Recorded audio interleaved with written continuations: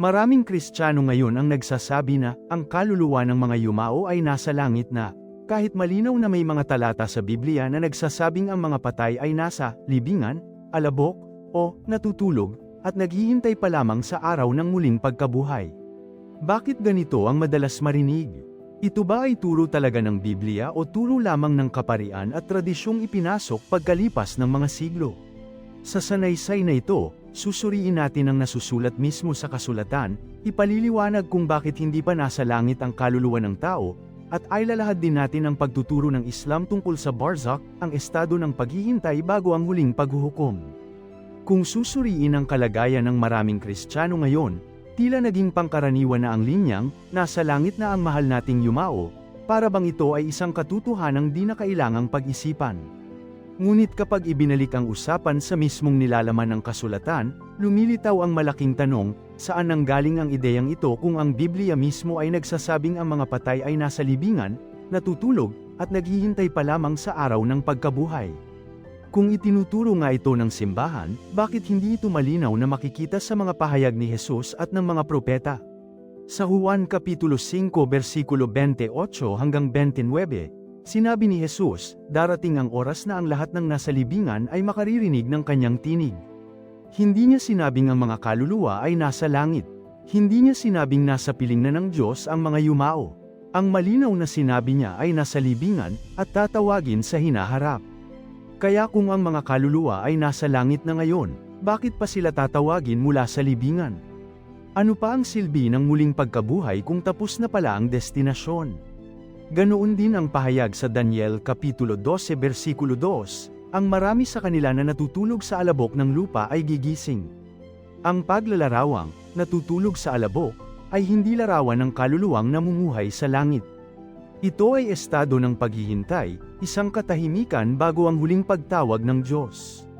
Kaya lumilitaw ang isa pang tanong, kung bakit sinasabing nasa langit na ang yumao, gayong malinaw na sinasabi ng kasulatan na sila ay natutulog. Ang Ecclesiastes 9:5 ay nagsasabing, sapagkat ang mga buhay ay nakakaalam na sila'y mamamatay, ngunit ang mga patay ay walang nalalaman.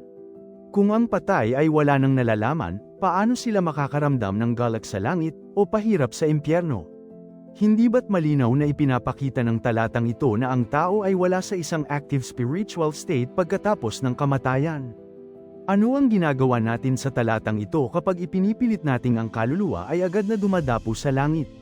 Sa Job Kapitulo 14 versikulo 12, malinaw ang sabi, ang tao'y nabubuwal at hindi na bumabangon, hanggang hindi magwakas ang langit ay hindi sila gigising. Kung malinaw ang pahayag na ito, bakit tila hindi ito alam ng maraming Kristiyano? At dito lumilitaw ang mas mahirap ngunit kailangang tanungin. Alam ba ng mga Kristiyano na wala pang kaluluwa ang nananatili sa langit o impyerno ayon mismo sa Biblia?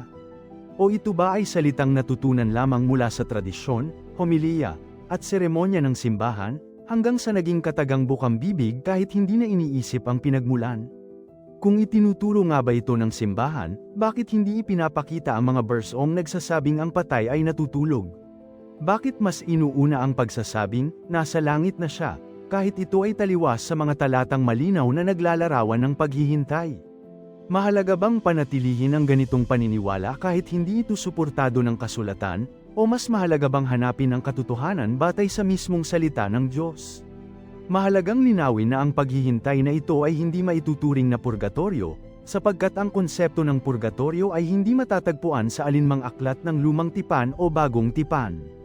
Ang purgatoryo ay isang katuroang lumitaw lamang noong Middle Ages at opisyal na pinagtibay sa Konseho ng Florence at Trent mahigit 1,000 taon matapos mabuo ang mga aklat ng Biblia. Ayon sa aral ng purgatoryo, ang kaluluwa ay dumaraan sa paglilinis upang maging karapat-dapat sa langit.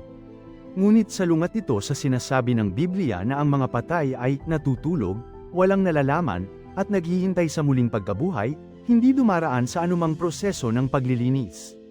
Wala ring pahiwatig na may intermediate fire o lugar ng pagpapadalisay bago ang araw ng paghuhukom.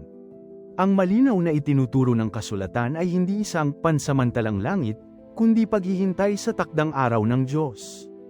Kapansin-pansin na nang lumaganap ang katuroang, agad-agad nasa langit, Ito ay sa panahong lumalakas ang impluwensya ng tradisyon ng simbahan, hindi dahil may bagong pahayag ang Biblia. Sa loob ng maraming siglo, mas nanaig ang kaginhawaan ng pag-asa kaysa sa pagkilatis ng talata. Naging mas madaling sabihin sa mga naulila na ang kanilang mahal sa buhay ay nasa langit na, kaysa ituro ang biblikal na konsepto ng paghihintay sa muling pagkabuhay. Ngunit ang pagiging madali ba ay sapat na dahilan upang talikuran ang katotohanan ng kasulatan? Kung ikukumpara, malinaw ang turo ng Islam tungkol sa kalagayan ng yumao, ang barzakh. Ito ay hindi lang pagtulog kundi isang estado ng paghihintay, isang pagitan sa buhay at sa araw ng paghuhukom. Walang sino mang umaakyat sa langit upang mamuhay doon bago ang huling araw. Ang kaluluwa ay nasa isang lugar ng paghihintay, hindi sa langit, hindi sa impyerno, kundi sa pagitan. Sa ganitong aspeto, ang barzakh ay mas malapit sa konsepto ng Biblia kaysa sa karaniwang katuruan ng Kristyanismo ngayon.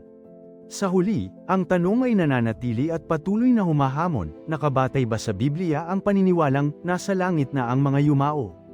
O ito ba ay isang aral na natutunan mula sa tradisyon na unti-unting napalitan ang tunay na sinasabi ng kasulatan?